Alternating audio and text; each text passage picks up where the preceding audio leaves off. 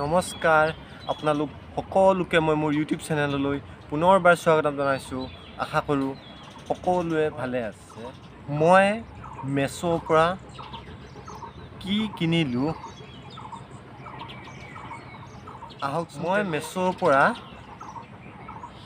এডাল mobile Mike কিনিলোঁ আৰু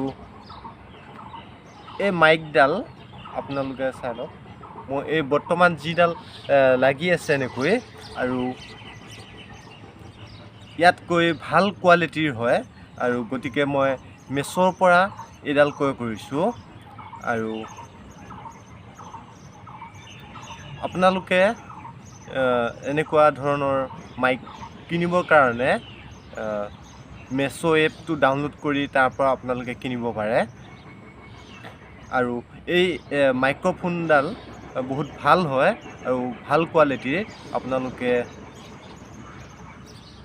এনেকুৱা ধৰণৰ মোবাইল মাইক কিনিব পাৰে। আৰু যিহেতু এই মোবাইল মাইকটো মোক বিশেষকৈ দৰকাৰ হয়, বহুত দৰকাৰী, কাৰণ মই ইউটিউব চেনেল খুলিছোঁ। আৰু ইয়াৰ আগতে মই দেখুৱাইছিলোঁ যে মোবাইল ষ্টেণ্ড কিনিছিলোঁ, সেইডাল মই মোৰ আগৰ ভিডিঅ'ত দেখুৱাইছিলোঁ। আৰু মই প্ৰথমতে কেনেকুৱা ধৰণৰ ভিডিঅ' বনাইছিলোঁ আপোনালোকে নিশ্চয় দেখিবলৈ পাইছে। মোৰ ডেছক্ৰিপশ্যনত লিংকটো দি দিম, আপোনালোকে মেছো এপটো ডাউনলোড কৰি এনেকুৱা ধৰণৰ মোবাইল মাইক কিনিব পাৰিব, অৰ্থাৎ অৰ্ডাৰ কৰিব পাৰিব। গতিকে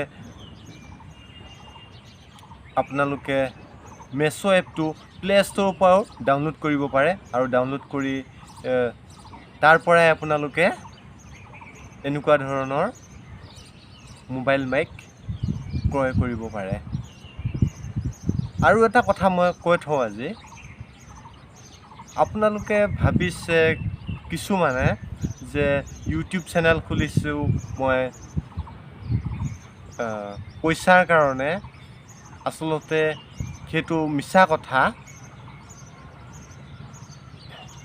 হয়, ভালকৈ চেনেলটো খুলিলে যদি আপোনালোকৰ কিছুমান নীতি নিয়ম আছে ইউটিউবৰ, সেই নীতি নিয়মৰ মতে কামখিনি কৰিলে হয় নিশ্চয় ইউটিউবৰ পৰা পইচা পায়।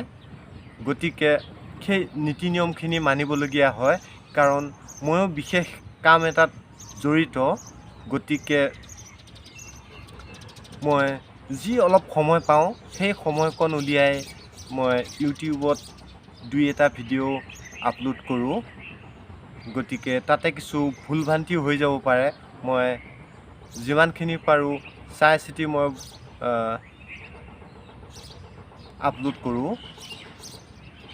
গতিকে এনেকুৱা ধৰণৰ কথা নহয় যে মই ইউটিউবত পইচাৰ কাৰণে কাম কৰিছোঁ বা পইচাৰ কাৰণে মই ইউটিউবত ভিডিঅ' আপলোড কৰোঁ, তেনেকুৱা ধৰণৰ। মোৰ চেনেলটো এতিয়াও যদি আপোনালোকে ছাবস্ক্ৰাইব কৰা নাই, ছাবস্ক্ৰাইব কৰি ল'ব আৰু কাষত থকা বেল আইকনটো অল কৰি ল'ব।